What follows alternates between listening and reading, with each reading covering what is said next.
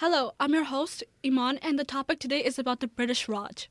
Hi, I'm Pen. It's nice to be here today, and the topic is honestly really tragic. Hey, I'm Isolde. It's a pleasure to be on here being a guest speaker for the host today. Hey, my name's Akriti, and remember, greed is the driving factor behind all this madness. The British Raj is nothing but a tragedy, but it's a great economic opportunity for the oppressors, depriving a beautiful country's natural resources, deindustrializing, draining the nourishment, and according to the economist Utsapatnik, the British stole not billions but 45 trillions of dollars.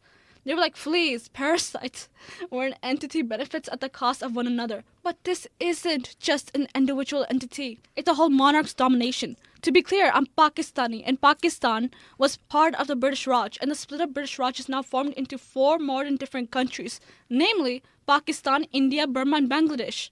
Well, me and Akriti are from Nepal, and I heard that there's this misconception going around that Nepal was a part of the British Raj. Nepal has never been colonized, nor has it been a part of the Indian subcontinent or the British Raj. But the countries surrounding it are suffering from long-lasting consequences of imperialism, big consequences. And before the British even set their unwelcome foot in the one functioning state and turned it into a cash crop colony in the 17th century, the Indian subcontinent was rich in prosperity and also much cleaner than Great Britain at that time. That's kind of depressing. But why? Why would the British decide to take over and control?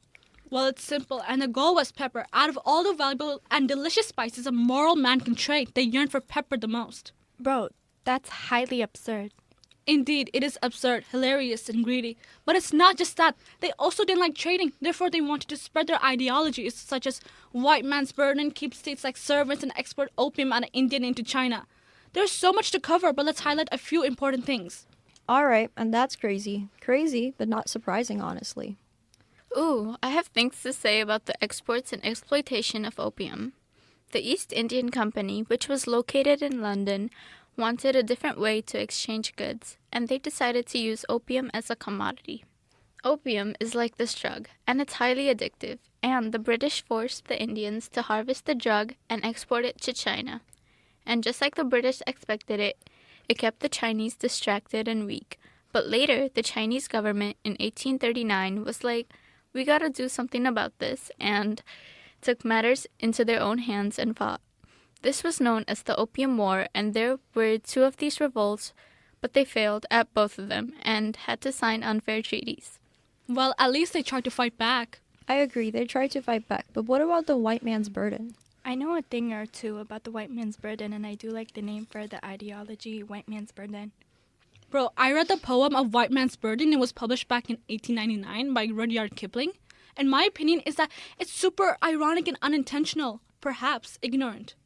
But tell us, Isolde, what the heck is white man's burden? What does it have to do with the British Raj?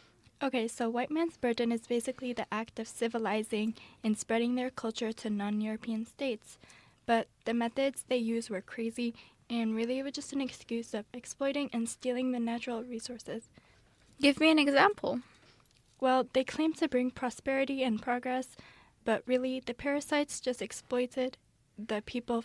Again, that isn't surprising. Iman, tell me, do you forgive all the atrocities the British inflicted upon the Indian subcontinent? Forgive? Of course not. The damage is irreversible, but surely the Indian subcontinent carried the burden of white imperialism.